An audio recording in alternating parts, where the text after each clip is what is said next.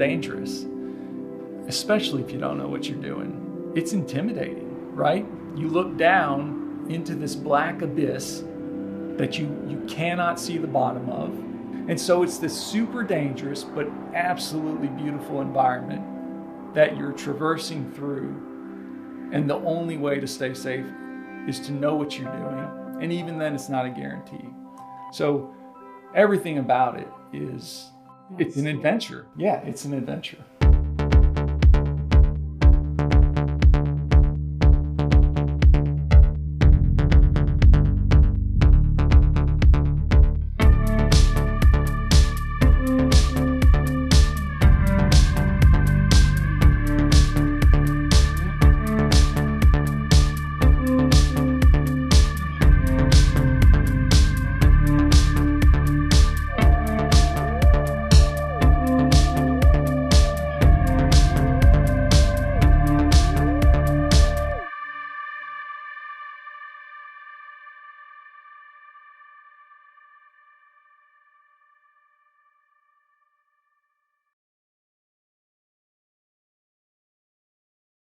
It is a cold morning to start the work week, but some parts of the state are dealing with a lot of snow. Snow was falling at a clip of 3 to 4 inches an hour. But this is not snowman snow. And winds of more than 70 miles per hour. Reduced visibility down to 0. This is a storm that must be taken very seriously. At one point, soldiers even told not to report to base at Fort Drum.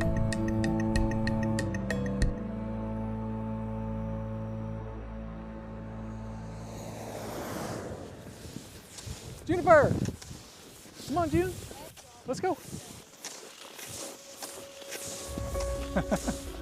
We see snow as an opportunity. It opens things up for us because we cross-country ski, because we snowshoe, because we just enjoy the beauty of a snowfall.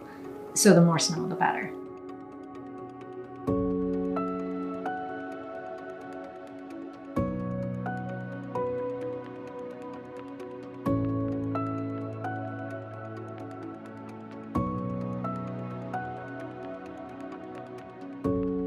I was always appreciative of the outdoors. I always loved being outside, but being with Mark, it grew. You want the really good story? I came here 3 days before New Year's Eve in 2009, right? New Year's Eve, we decided we're gonna go out. So me and all my buddies, we're all captains back from our second deployment. You wanna talk about just euphoria.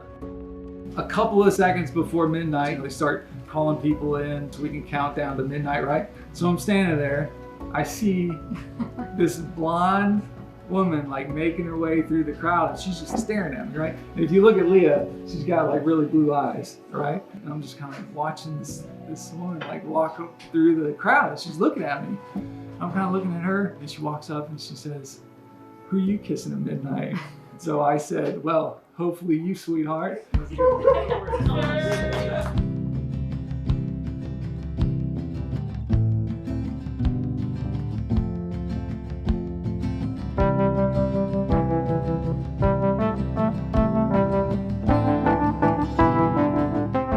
Afghanistan twice. The first time I was there, I was a platoon leader, and we spent a lot of time in the mountains. A lot of people associate negativity with Afghanistan, and I do too. There were a lot of things that were tough.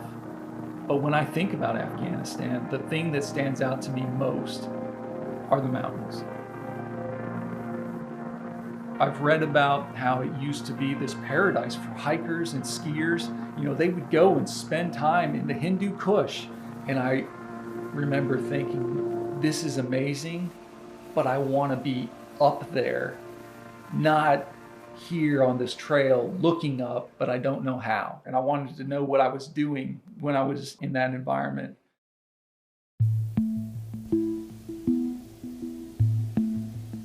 There are some things you should know about Fort Drum in the wintertime. It's cold and it snows, and both elements provide the perfect training opportunity.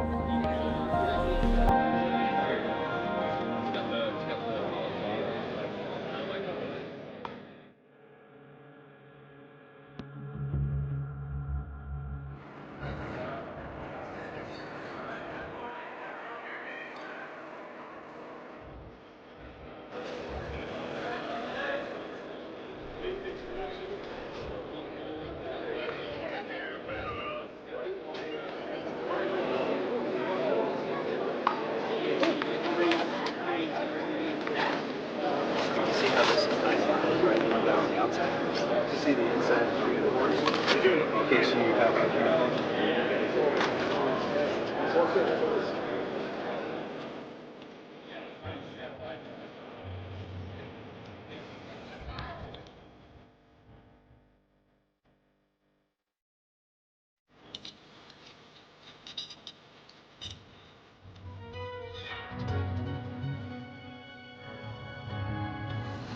No. You are gonna roll like you're rolling down a hill. There's somersaults, bro. This is what I meant. Real quick. Oh, okay. Just like that. So then now it's like flatter. And so now what we're gonna do. Alright, now there's no shovel in this thing. It's gonna be a little difficult. You guys are gonna grab it right from the bottom. Ready?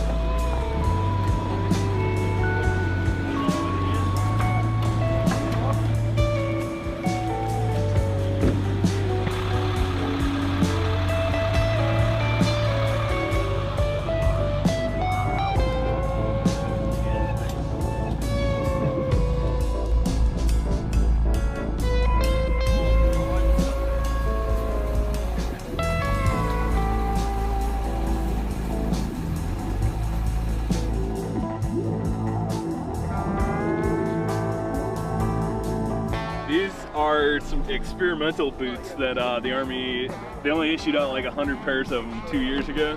These give you money. So it's like, and then my normal boots right here. Yeah.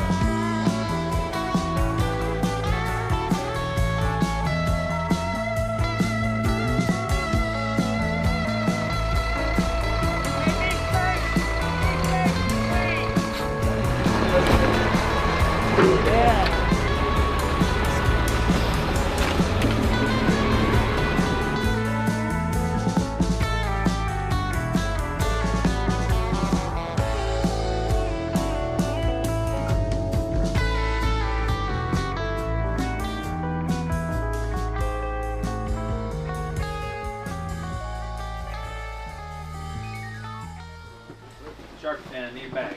Roger, sir. Alright, we got everybody squad leader? Yeah. Cool. Alright, hey, good afternoon. This is going to be your history test. I'll grade all the tests together and I'm going to average that score together. That's going to be your team's overall score, okay? So if everybody gets 10s, your average is a 10, right? So if I catch you talking, catch you using your cell phone, anything like that, the team gets a 0 collectively, okay? Any questions?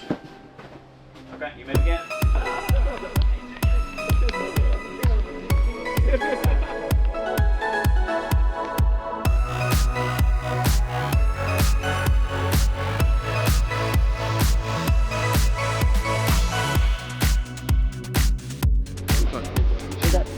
If you guys need anything else that's not natural, then might hit like 4 drinks.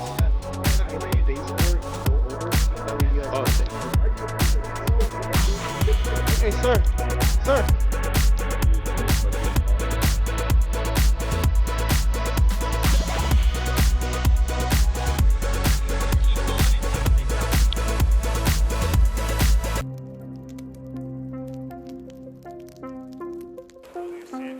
Where are your gloves? You know, it's not too bad. I think the heat from the rest of my body is working. Tricking you? Yeah. Either that or I'm used to this weather.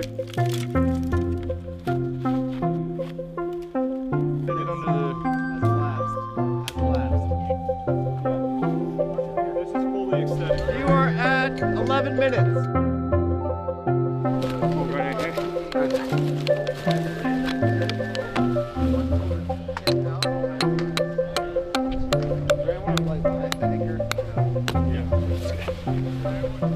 Any more sticks?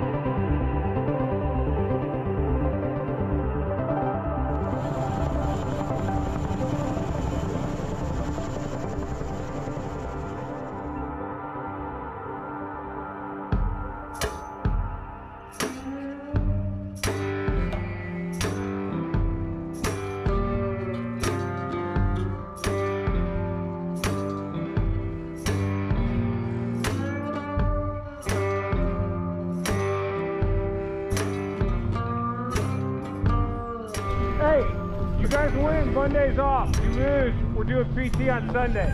Oh, we're gonna get better on Sunday.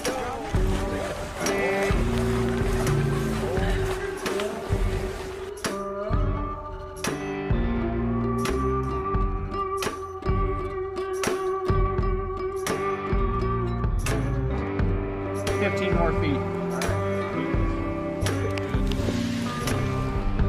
Okay, we're not gonna just stay here.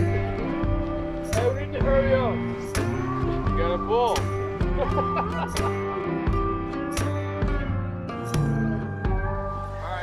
Alright. You can't pull one of us. We're literally attached to the hip. Pull. Yes. Good shit, guys. All right. Stop.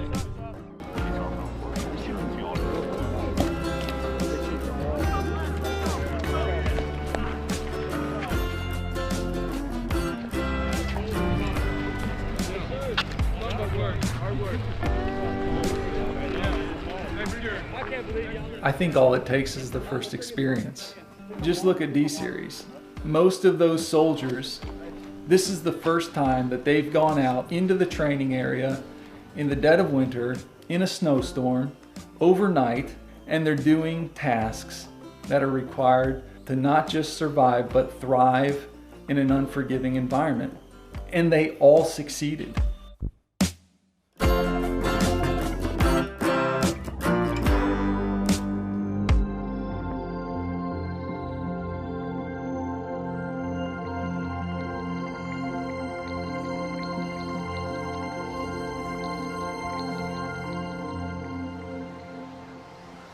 Welcome to Camp Hale in the Pando Valley.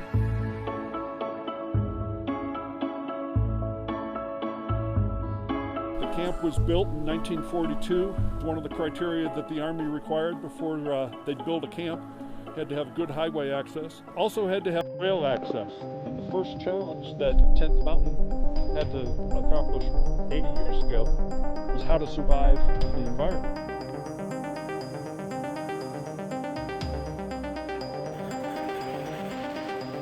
Most expensive Army camp built in World War II time period, 1,022 buildings. The camp was designed to hold 18,000 soldiers and 4,000 horses and mules. Jeeps aren't terribly practical, but they found a mule will generally walk in the same path as a soldier will march. If you notice those steep rock walls, that was one of the advanced training sites. Everybody had to be able to transport themselves up and down a rock face like that.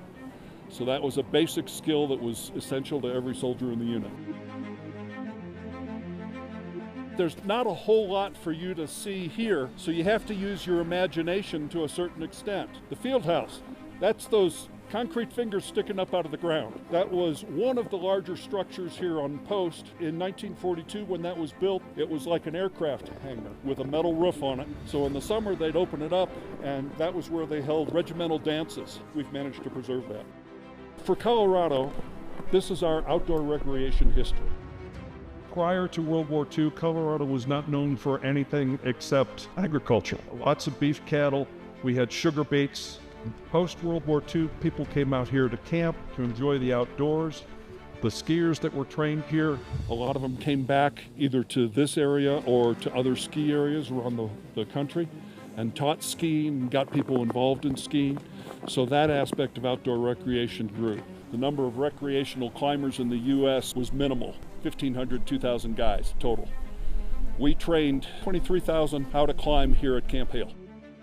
It did open up outdoor recreation to the masses.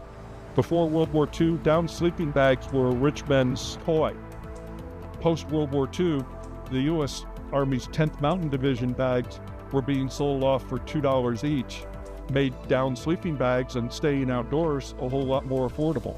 The first tent the Army had a floor in it, so you weren't sleeping in the snow, you were up off the moisture. That was a radical change. Camping, the way we know it, skiing, climbing, general outdoor rec are all direct results of what your predecessors did 80 years ago. Outdoor recreation is the largest industry here in Colorado, so it's very important to us. This is now a national monument. President Biden declared it such about a year and a half ago. But the process has been a long campaign trying to preserve the valley and not let the mining and logging operations come in and destroy Camp Hale. This is all U.S. Forest Service land. This is not going to see commercial development. It's going to stay like this so that we can use it, both military and civilians. We started out dealing with the World War II soldiers and their history. You guys wear the same patch and tab. Renamed the Mountain Training Group, which is what it was called here at Camp Hale. Your mission is heading more and more that same direction. So the World War II story and the story of our modern 10th Mountain soldiers is one and the same. It is not a different story.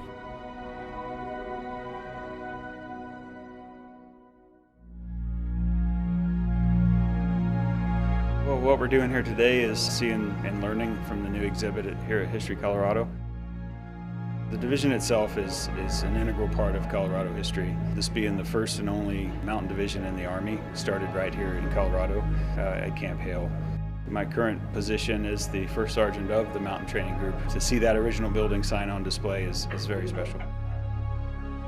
The Mountain Training Group took the best skiers and climbers and outdoorsmen and mule skinners from all the units within the division, and then used that Mountain Training Group to train the rest of the division on the skills that they were experts at. That's the kind of spirit that I hope that this display instills in the public. To learn about the things they did, you know, and to know that I'm wearing the same shoulder sleeve insignia in the same division that these soldiers trained and fought in, it's very humbling.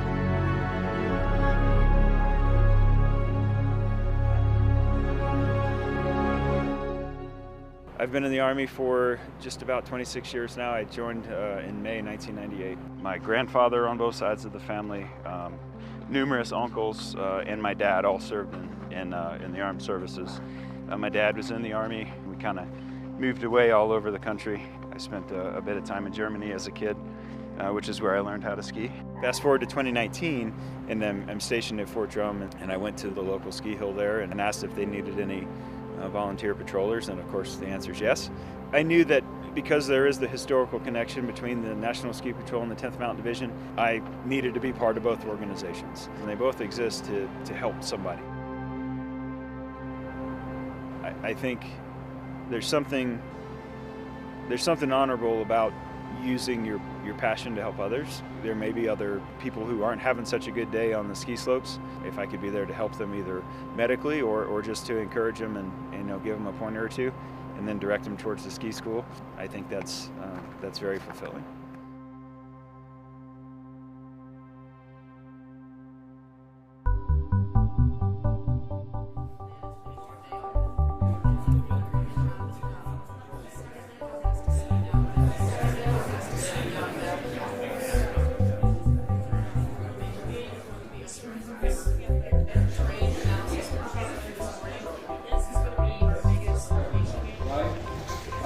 I sent a note out to most of you alluding to the fact that all of you right now are a part of something larger than you might realize. It's 80 years, almost to the day, certainly the month, since the 10th Mountain Division, our descendants, the people who came before us, were out right here in Camp Hale. They came out here, and for 3 weeks, they went and did things in the mountains to prove that their organization could do the thing that the Army designed them to do. 80 years later, we're back out here on the eve of doing the Hale to Vail Traverse, an event where the soldiers went from Vail Valley into Camp Hale and back over 36 hours. We're going to recreate that route, and we're going to demonstrate to the Army that we can still do the things that the 10th Mountain was designed to do. I'm going to ask you guys to do 3 things today. The first one is have fun by demonstrating your expertise, okay? All of you are out here because you're experts at what you do. The second thing is I'd like you to share your story. And the third thing, and probably the most important, is put some sunscreen on, okay? It's going to be bright, and I don't want a bunch of raccoon eyes running around. Where's the... There we go. You. Yeah. All right. So we're out here with somebody super cool. And if you don't know Mac Forehand already, we got a 22-year-old Olympic athlete, X Games champion. Think about the pinnacle of success in a sport. He's achieved that. And he's here with us. and he's ready to share his expertise, and he's ready to learn about all the things that you all are experts in. So with that, I want to go around the room, have everybody take an opportunity to introduce yourself. Let's start right here, and then we'll work our way around, okay? Good morning, everybody. Major Sam Colby. I'm the lead planner for Mountain Legacy, so I've been looking at this chunk of the map and trying to assemble this team and put together all the logistics and all that stuff for quite a few months. Grew up in New Jersey. I was a rock climber before I got in the Army. My sort of outdoor habits and love of the sport has sort of overlapped with my duties in the military. I'm Private First Class Parsons. I grew up skiing, climbing, general mountaineering, and we're really lucky to be part of this group to do this traverse. Okay.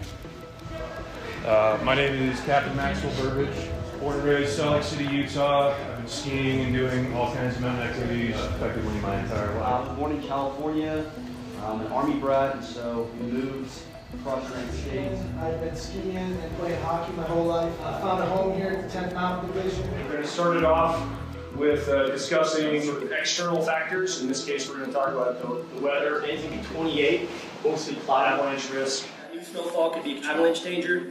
Look for and avoid smooth grounded pillows. Then we're going to go over the route. The state elevation gain will be in the first 7 miles up this road to the top of Ptarmigan Pass. From Ptarmigan Pass, we are going to circumvent Wingle Ridge by staying on the east face. It is a lower grade, so it will be safe to be avoiding avalanche danger, of kind of mitigating any significant elevation gain or loss. We're going to end up at Shrine Pass. From Shrine Pass, we're going to move along towards Bowman Shortcut, towards Vail. Once we get too close to Vail property, we are going to skin up towards Lift 21, ski down Vail, and that's how we are going to end the route. If there's any other questions, I'm happy to answer them.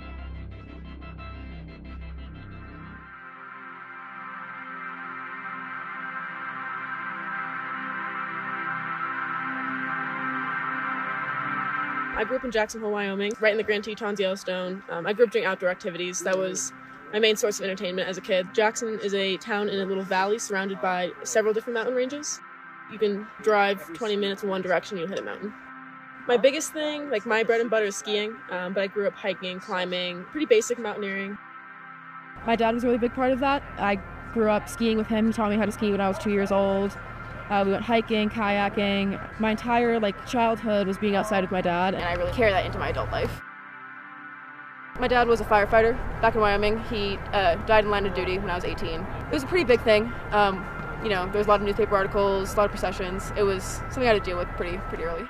He was an Army brat, so he moved all over the place, lived in Arizona, warm places, and he went to Wyoming one winter just to ski.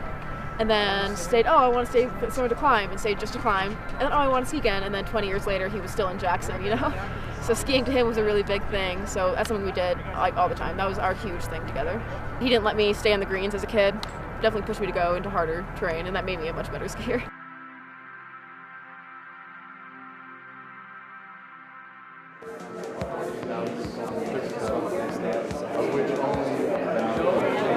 That was what I was trying to discover how likely you are.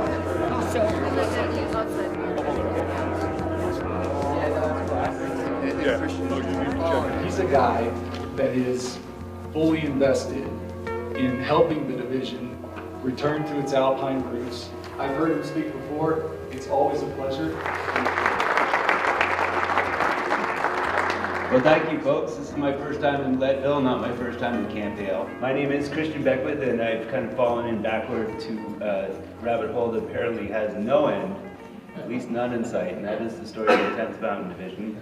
Because I love the Tetons, and because I love climbing, and because there was no history of climbing in the Tetons, I decided to write a book about climbing in the Tetons. So here I am writing my book about the Tetons, and I'm using the summit registers as part of my data point, and there's no climbing. And I had to figure out what happened. The reason, of course, that everything stopped was because we were at war. This is the story of the climb to glory, a combined account of the combat record of one of America's most unusual fighting outfits, the 10th Mountain Division. The story of the 10th Mountain Division starts on November 30th, 1939. This is the date that the Soviet Union invades Finland. And the Soviet Union believes, and justifiably so, that they will roll over the Finns. And the one thing they hadn't really taken into account was the fact that the Finns happen to have a very rich tradition of outdoor recreation. They love to be outside, and they love to be outside in the winter. They were going up against the greatest mechanized force the world had ever known, but that mechanized force didn't know much about military mountaineering. And the Finns donned camo, and on cross-country skis, they proceeded to mess them up. There were 4 people, and they were key people in the history of skiing in America, who were sitting around and talking about this event. And their names were Minnie Dole, Roger Langley, Alec Bright, and Robert Livermore, and they were members of the 1936 Olympic ski team. They're talking about the National Ski Patrol System, which at that point had 2,000 ski patrollers around the country. They have a network of people who know how to navigate on skis. And they're talking about what would happen if Germany invades North America, and what would happen if they come down to the Champlain Valley, as has been done historically, and what happens if this is in winter, when the rolling hills of New England are covered in snow. How would we defend ourselves? And it was a very relevant question because we hadn't updated our winter doctrine since 1914. And so thus began a lobbying effort that was truly Herculean to activate a home defense force similar to the Finns. They went to where the skiers were. A lot of them were in these colleges and universities scattered around America. We're also assisted by that influx of emigres who had been kicked out of Europe by the rise of Hitler and the Third Reich. And so these guys not only put together and told, okay, time to stand up a mountain unit from scratch, teach everybody how to ski, come up with the clothing, come up with the doctrine. And so they were skiing for 6.5 days a week, 8 hours a day, with up to 90 pounds on their back, when people were coming in from all over the country, never before gotten into the same place at the same time. Then they found this one place called the Camp Valley, and it was the perfect place. And if you didn't like the cold, and you didn't like the snow, a place where it was cold and snowy from October until June wasn't perhaps the best place you've ever been in your life, but those who loved it thrived.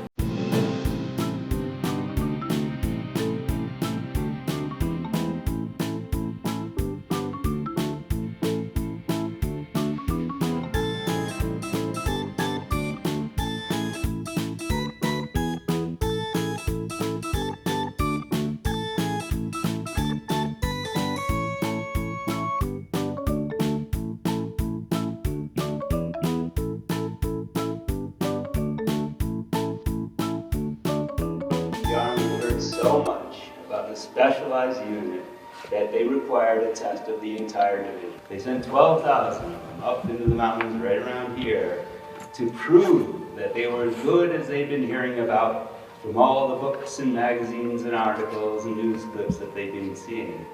And over the course of the next 3 weeks, the soldiers endured temperatures to 30 below. They were engaging at altitudes of up to 14,000 feet. They were getting hazed by the grass. And among other things, they embarked on a little journey from Vail Pass all the way over to Camp Hale, and then from Camp Hale all the way back to Vail Pass. And they did pass with flying colors, but even later when they were deployed to Italy and engaged in the fiercest fighting that they had ever seen, their rallying cry became, "It's never going to be as bad as the D series." Thanksgiving Day, they got their mission.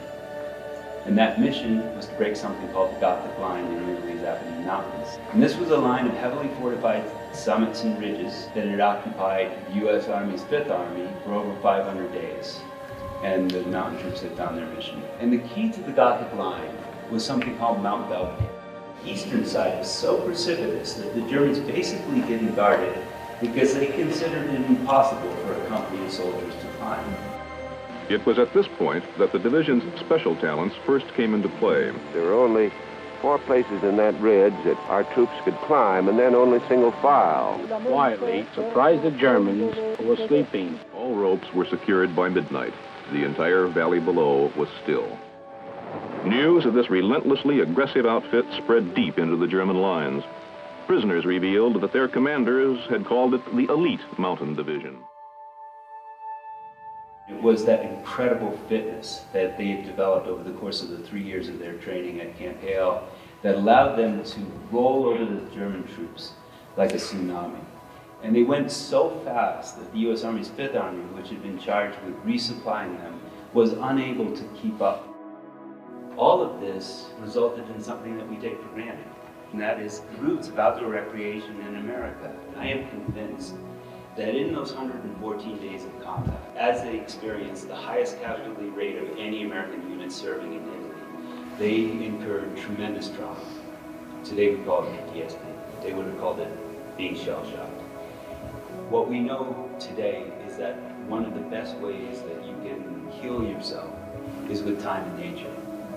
And that's what I love about the 10th Mountain Division today, is they're not only developing these skill sets, but they're doing it in a place that is so beneficial on a mental and a spiritual as well as a physical level. And that's what these guys did. Joe Stettner, who had shipped over to Italy as part of the 10th, first thing he did, he went back to the Tetons, him and his future wife. Walter Prager went back to Dartmouth. He brought 40 Dartmouth skiers into the Olympics. He coached the 1940 Olympic ski team. People like Paul Petzel and Tap Tapley started organizations like NOLS, the National Outdoor Leadership School. 65 ski areas that the veterans started or developed upon their return to the international states. I've got a question for you. So we've got the women's squad with the 10th Mountain Division D-Series challenges that happened in June. Could you offer some insight on what it means to push yourself, to do hard things, to accept challenges? It's about that bond that you form with the people that you're doing these things with. When you're up in those situations, you might think that you don't have it, but you do, and the reason that you do is in no small part because of the people beside you.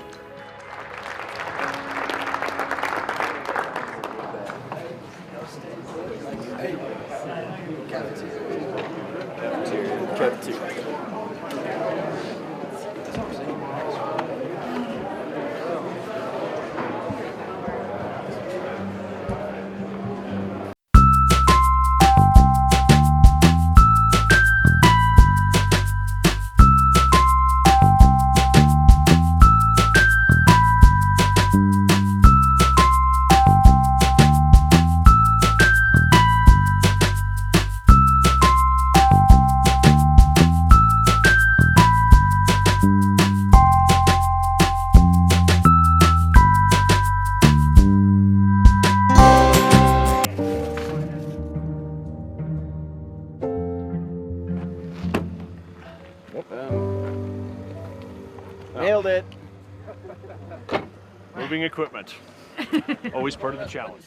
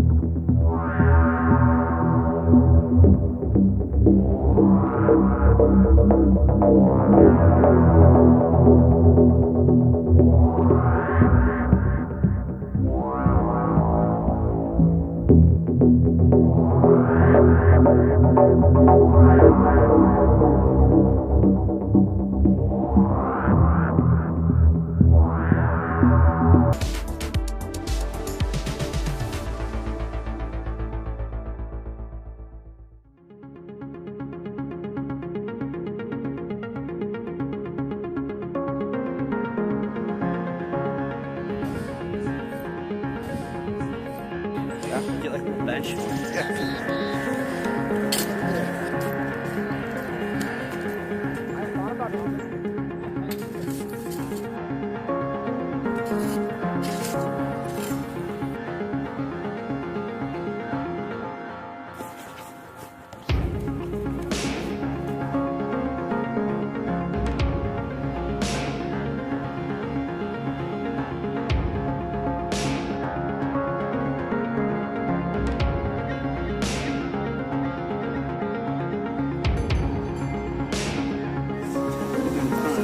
Obviously, if you're at high altitude or extreme cold, your caloric intake needs to be just at baseline. General rule of thumb, because everyone's a bit different, about 3,500 to 5,000 calories.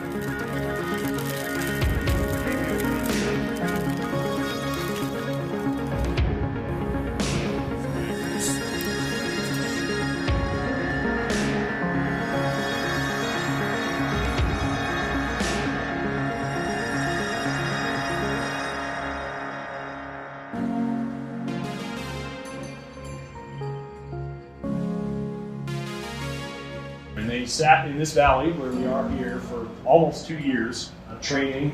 Almost every hilltop around here was used at some point for military training. Just a couple days ago, we had the anniversary of Riva Ridge. That was led by division leadership, having trained in this valley for 2 years, knew the people, knew the guys. They're like, that guy, he really likes rock climbing. He's got the ability. I can absolutely rely on him to get a fixed rope thousands of feet up a ridge line in the dark so that I can get military force to the top of the ridge. You can't just send a bunch of random people to know and expect them to be able to do that in the dark under fire. You got to train those, you got to develop them, and to a certain extent you got to find them.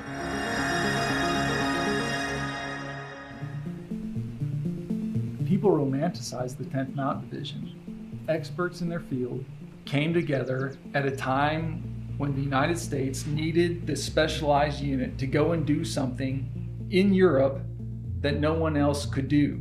When people think about the 10th Mountain Division, they don't necessarily think about Italy and Riva Ridge and Mount Belvedere. They think about these outdoors experts, climbers and skiers and mule skinners and hunters and trappers, people that created their own equipment, people that were innovative, people that put their lives on hold to go and join a division that you needed 3 letters of recommendation to say that you were special enough to be a part of. What the division did during World War II almost takes a back seat to what it did after World War II.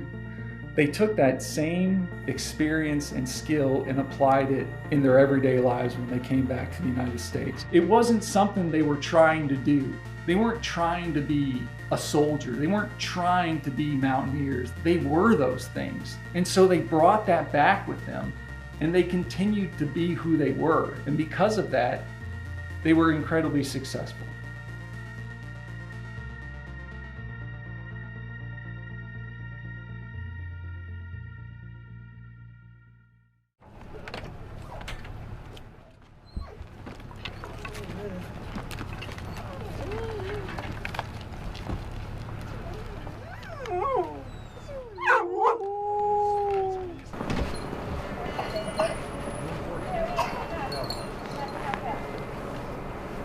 This is exactly what you would see on this spot in 1943. This is the same equipment they would have been skiing and snowshoeing on. The American ski industry owes it to this, that these guys pioneered why there's people here skiing today. You want to go do a run? That's probably a good call. Yeah, let's go do a quick run.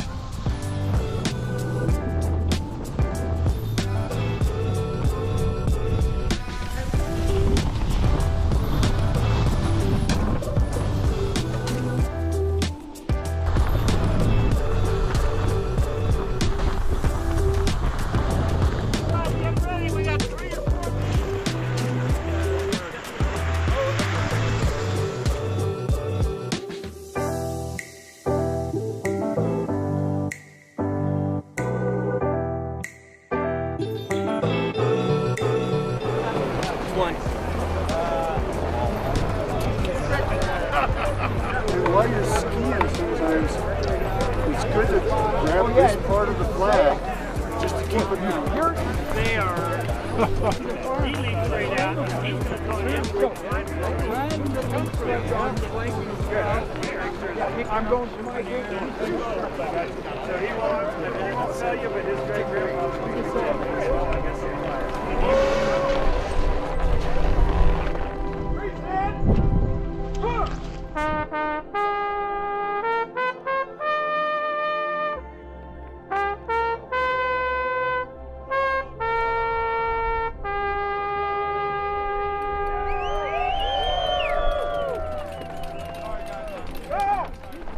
honor of those that came before us and those that will come after us. Let's celebrate with a ski out.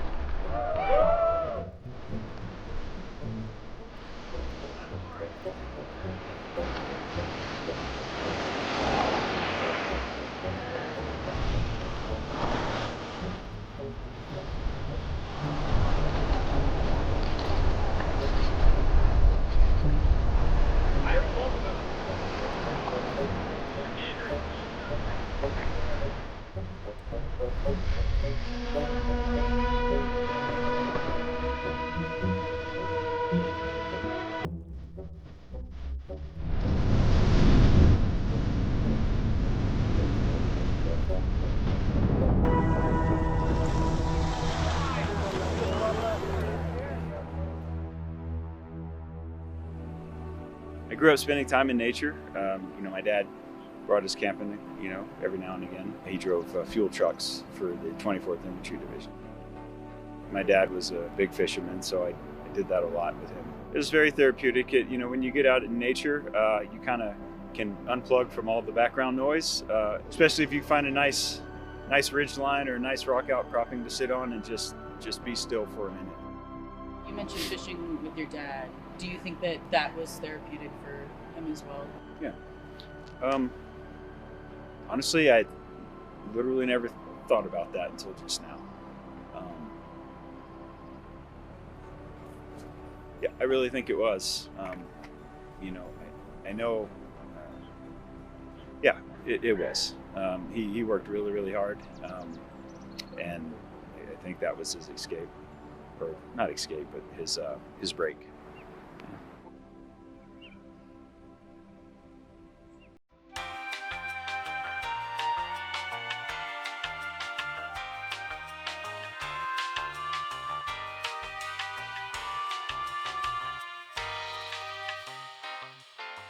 It is with mingled feelings of reverence and pride that we of the 10th Mountain Division assemble today to pay tribute to our heroic dead. The 10th says goodbye from the Blizzard, Volume 2, Number 7, April 19, 1945. Soldiers don't cry. Last week, men of the 10th stood beside fresh graves in a cemetery some 20 miles from Florence and said goodbye to the comrades they would not see again.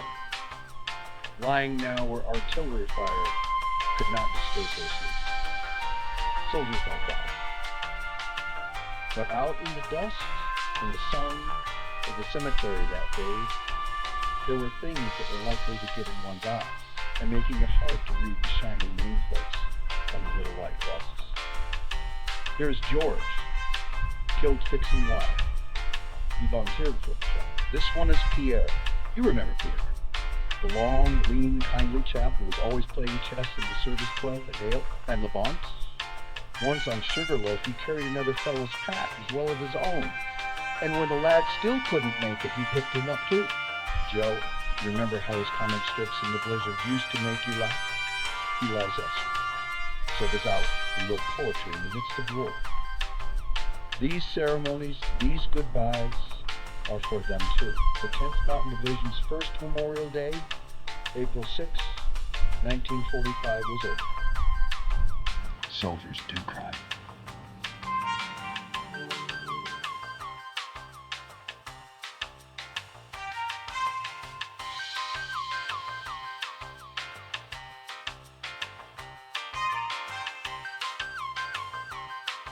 Events like this allow our modern-day soldiers to learn about what paved the way for their current history. And in fact, on that group, we have a descendant, a World War II 10th Mountain Division soldier, that's Staff Sergeant Cameron Daniels. He is a current soldier in our division, and his great-grandfather trained at Camp Hale here and deployed to Italy in World War II.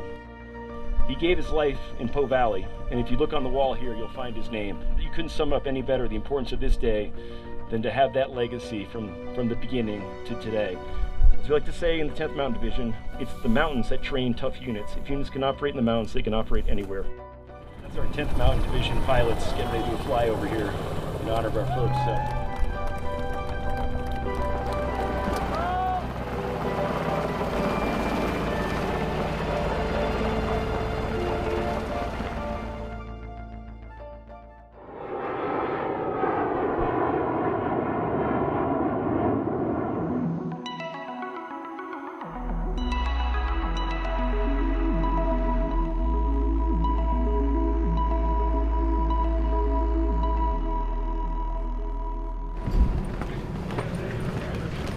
right, good morning. Command Sergeant Major Cooper. We're with 10th Combat Aviation Brigade out of Fort Drum with you guys. We're gonna get you guys loaded. We're gonna fly up about 30 minutes in flight to the top of the mountain. Once you guys get you loaded up, stay in your seats. Skis will go in front of you. What's the altitude up there? 10,800. So 10,800, right? We're gonna approach, it'll be about 11,000 until we touch down. Be a crowd of people there, from my understanding. Should be an easy flight, all right?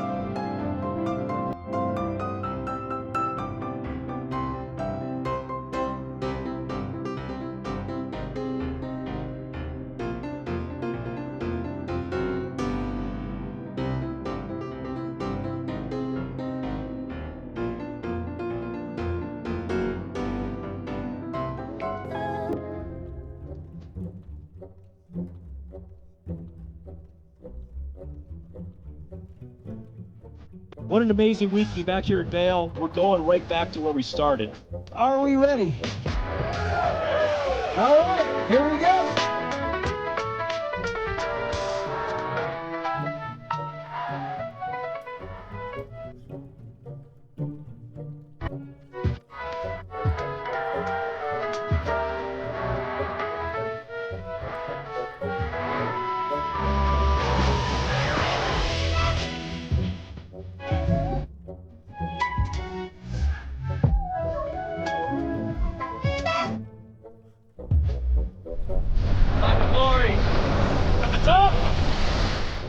We're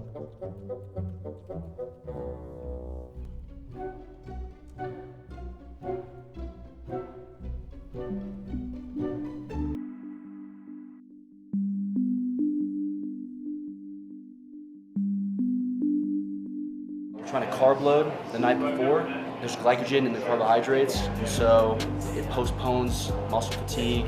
22 miles uphill, muscles are going to be burning. So I plan on going to bed at 8 because I got to wake up at 2 a.m. to reach our end goal, 1600 at Vail Resort.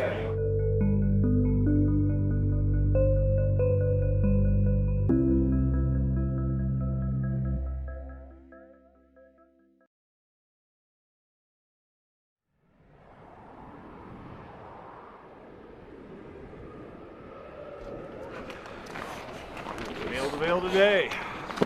A good test. If you step outside in 2 to 3 minutes you start getting cold, yeah, you're wearing the right amount. Oh, for real? Now if I'm still warm, like 5 minutes from now. Yeah. What percentage are you running on coffee here today? Oh, I'm running on coffee. Caffeine and hate. Yeah. All right, let's do it, brother.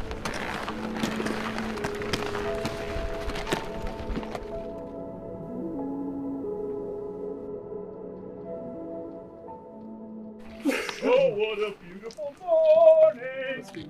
Good morning, Mark.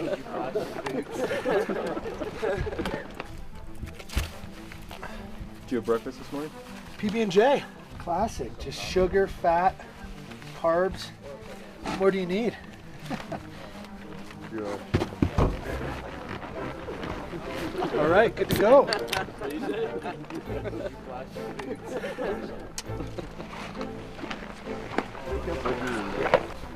Pretty terrible, but I thought it was cool. What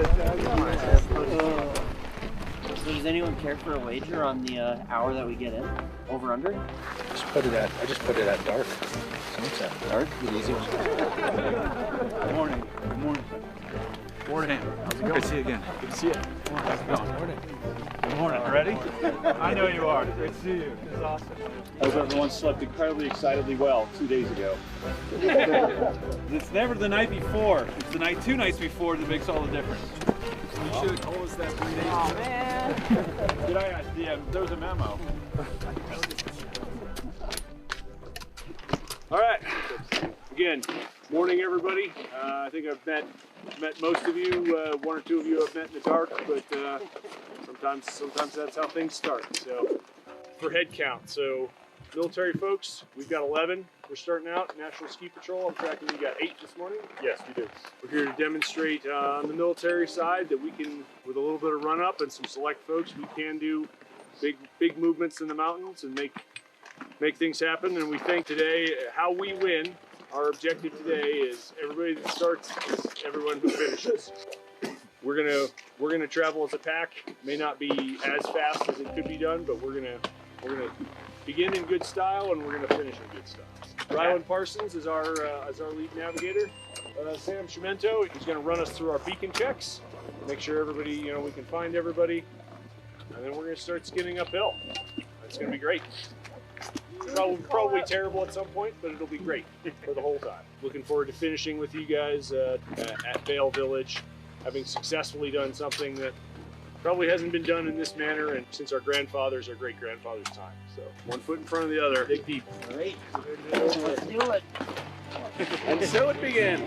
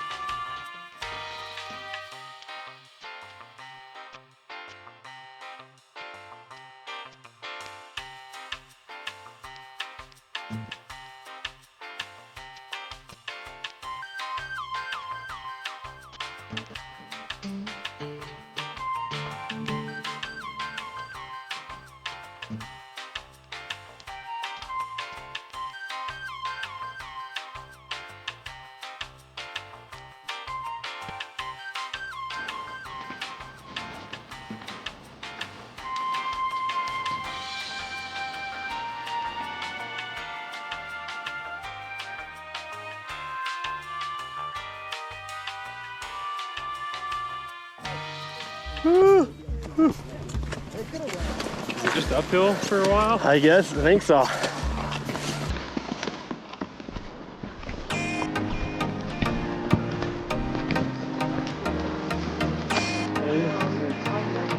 it going? Sounds fun.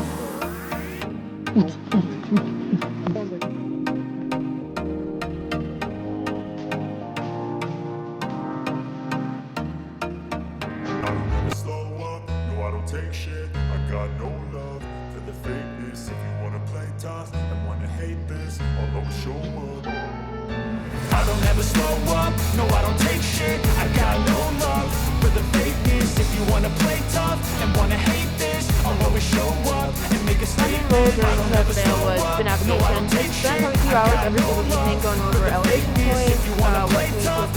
Personally, for me, it was really important because I got to avoid on the ground floor. Very few people in my range of position get to be part of planning something so big, but from a broader standpoint, it's really important to plan a route like that before you go to make sure you're safe. The mountains are always going to win. The hill could be hours or days away, and we don't want to get to those areas. Spitting fast, I could roast, I could gas, think I'm okay at last, but I don't know if that can erase all the past and the pettiness. A reflection of the emptiness, hilarious. You think you're worth my time, you're delirious, mysterious, because you are behind a fake.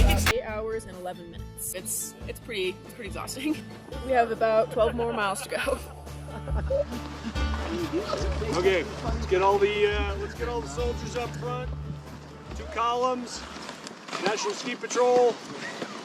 Filter in there, or filter in afterwards. And we're gonna go down the road. Shall we?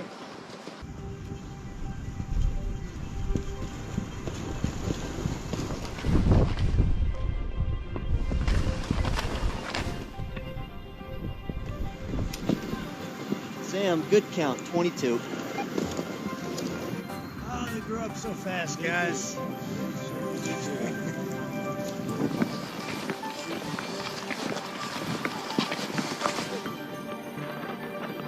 9 hours.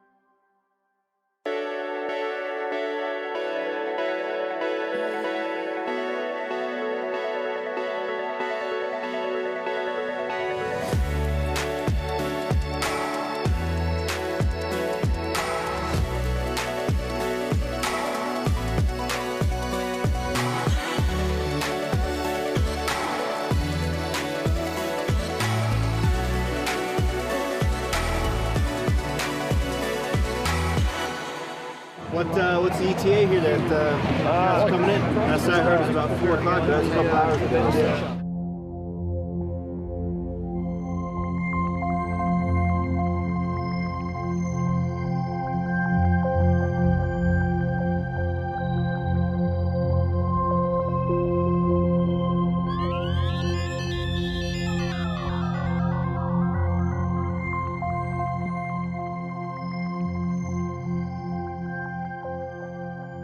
Moving very, very slow.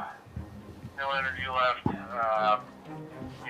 Borderline cold weather. We're putting more layers on him, but he's probably gonna need some help getting off the mountain. Over. He's done. Okay. Okay. Well, I have a snowcat coming that way, but it's a ways away. It won't be. That's okay. It's totally okay. Okay. We've already got 2 of us here could be transported at this point. Oh.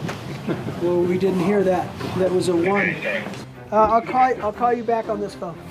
I'm with Vail Mountain. I'm trying to help these guys out. That was Sam with the 10th Mountain. Okay. I was talking with Mark Adams from the Ski Patrol. Oh, okay. And the chairlift is where they're kind of hunkered in. Okay. It's not injuries then, it's just You know what? I don't know. I don't know what's going on. Well, they could have. Maybe nobody just got to fit on the commando so long. You know, maybe. They should be coming like down that rope. Yeah. They have pretty good You left the navigation. two that need the help in the lift house. Kat's going to pick them up. And then we're going to, you guys are making your way here. We're looking for you. That's correct. And 20 we're running minutes. with headlamps on, So checking it's going to be a little slower. a cat moving in the area. We'll stay out of its way. Over. Yep, stay clear. You're going to go down past 2L, down past the bottom of 14, down Flapjack, North Face Catwalk to Reaver Ridge. Reaver Ridge brings you home.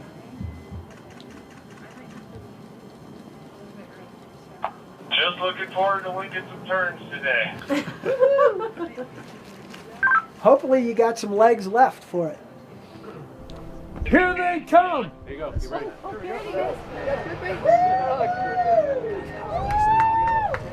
Squeegees.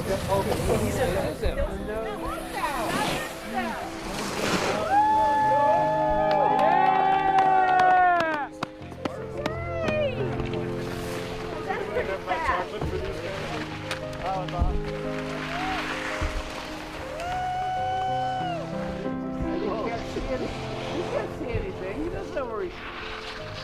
Woohoo! Yeah!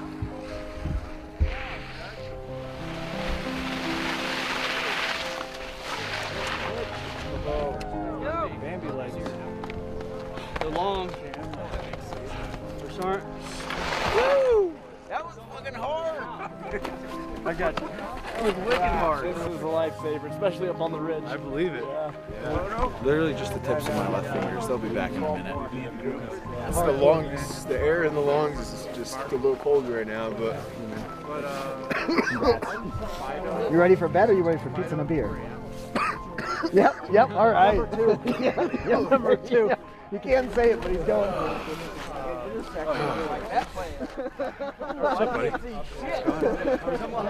Thanks to see waiting you guys are showing. Oh my God. We were making some fantastic time until we made it to Bowman Shortcut. Not a fucking shortcut. It was kind of brutal. Struggling at the beginning and then kind of got a second wind. He had skin problems, and so that it made him extra tired. Gotcha. And we tried. He really wanted to finish. Well, at least that's they all recovered. Yeah. So the total for today, we did 24 miles and had 5,603 feet of elevation gain. I better stop my watch. Time was 15 hours, 16 minutes, and 47 seconds. Hey, can we get a photo real quick, guys? Over here. When they trained out there at Camp Hale, and they earned their cross skis, right, by training in the same terrain that you guys just came through. I have a pocket full of cross skis I'd like to present to each one of you.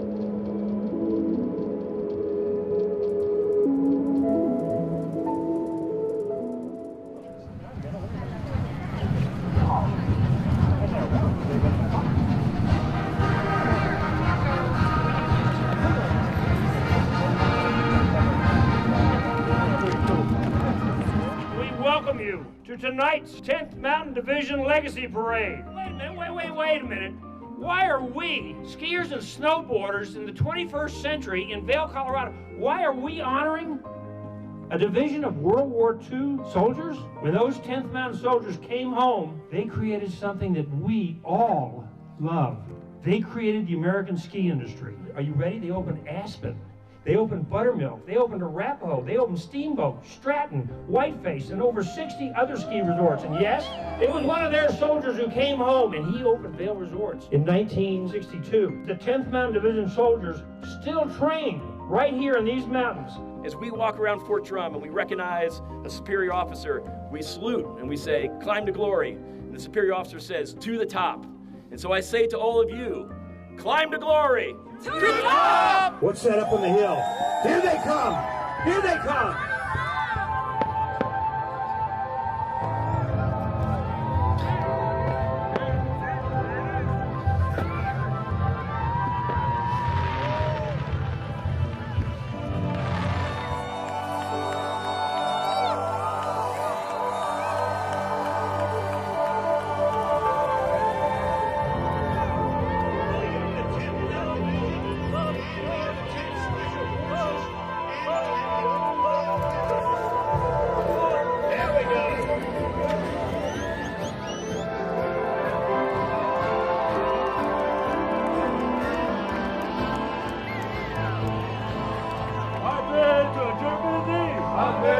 Germany. I've been to Italy. I've been to Italy. Fighting for freedom. Fighting for freedom. Dying for liberty. Dying for liberty. 1, 2, 3, 4. Love, love, love, right. Love, love, love, right. 1, 2, 3, 4. I think he'd be very proud. I'd ask him for guidance, and I'd ask him if what we're doing is making his generation proud. I think the answer would be yes, especially our soldiers that made the Hale to Vail Traverse. The first time the division's done it in 80 years. Everyone that started finished, and I think him and all of his buddies would be very proud of that. It took me too long to realize this. When we say our legacy, that's not just knowing our history, because soldiers that were out there 16 hours of ski mountaineering at altitudes over 9,500 feet, they're adding to the legacy that these guys left. So it's a continuous process. Just to give you a heads up what's going on, this is the Ski Troopers Cup. And you are welcome to come up here and get So we are going to skin up over here. We're going to skin up the mountain, skin over, rappel down. How do we get back up? All right, I need all the teams down here at the start, please. Let's get ready to rock and roll. 106. Which was Yeah, Jeff actually said 140 pull-ups each earlier, and it's like, might be a little much. So you cut that here, but whatever. So first up is Team Friendship, 157 Infantry.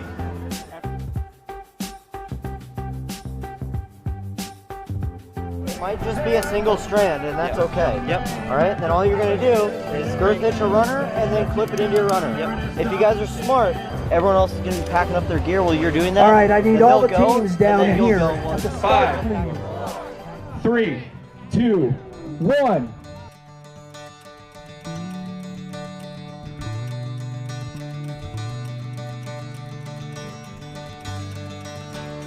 First event is going to be the push-up. Doing 150 collective, they will then go up the mountain.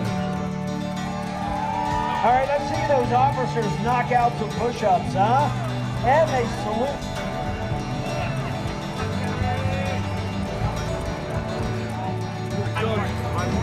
All right, we got 5 more. You got this.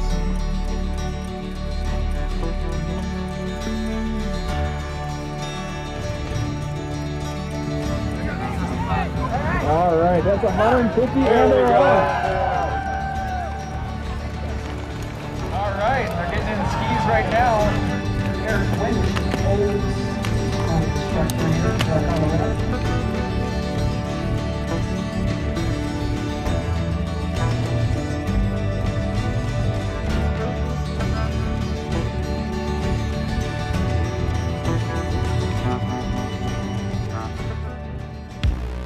They have to cross country, uphill, underneath the gondola, through the trees.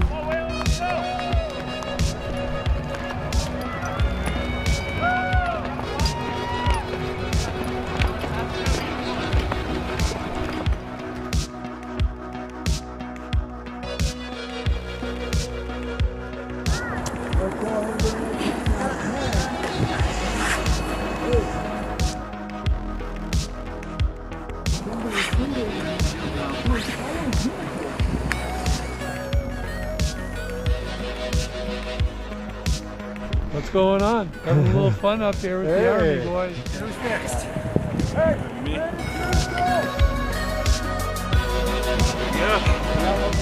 But this is just a standard wraparound. So the combination of the two works for you? Yeah. I like it. I was born on Rappel, Sorrento.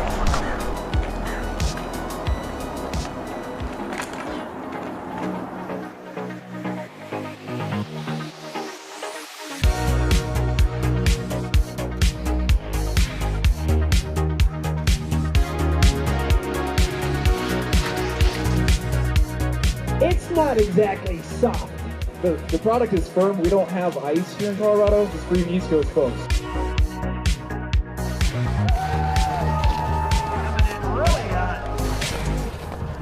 Friendship. Go right, come on. And I guess we're in fact fast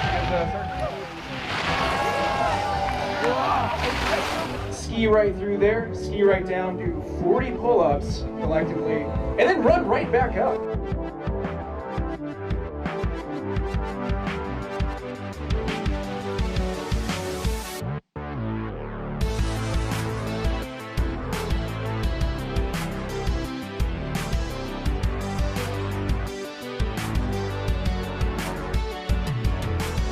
There's a lot of men here, obviously, so I think I notice them more than I notice women, but I really hope that, you know, if somebody sees me somersaulting, they're like, you know, maybe I can do that too, you know? I'm not anything remarkable. Like, I've seen women that can do way more than I can or way stronger than I am, but they're not here.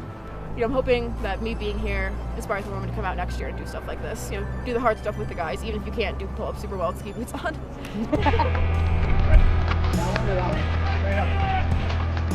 We're almost to the fun part, boys. Going uphill.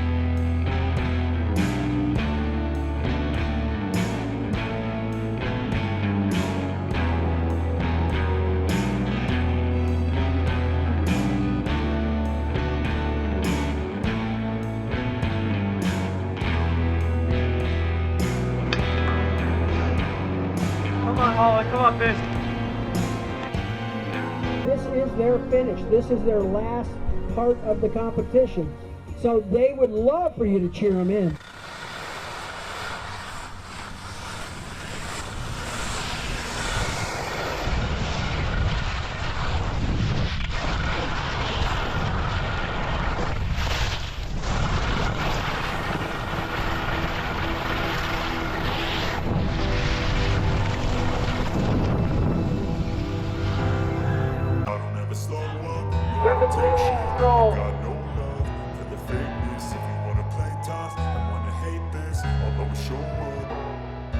I don't ever slow up, no I don't take shit. I got no love for the fakeness. If you wanna play tough and wanna hate this, I'll always show up and make a statement. I don't ever slow up, no I don't take shit. I got no love for the fakeness. If you wanna play tough and wanna hate this, I'll always show up and make a statement. Everything I do is so instinctive, it's passionate. Every word I move so descriptive like an adjective. I got a vendetta against people who patented being negative when you should be getting after it. I got facts over tracks, this and that. Spitting slow, spitting fast. I could roast, I could gas. Think I'm okay and last, but I Look at that hustle.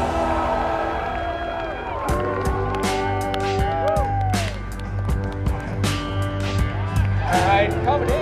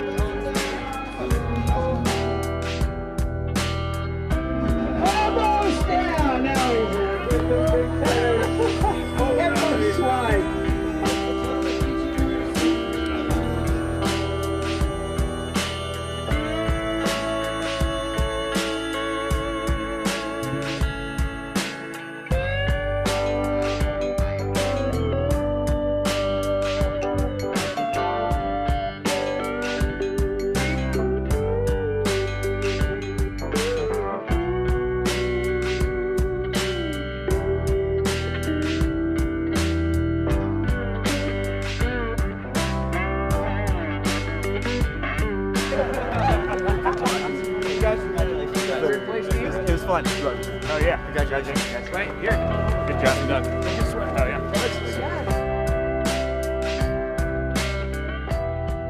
Can you tell us what you're doing tomorrow? Tomorrow, we're gonna go climbing up at Camp Hale and try and find some old pitons.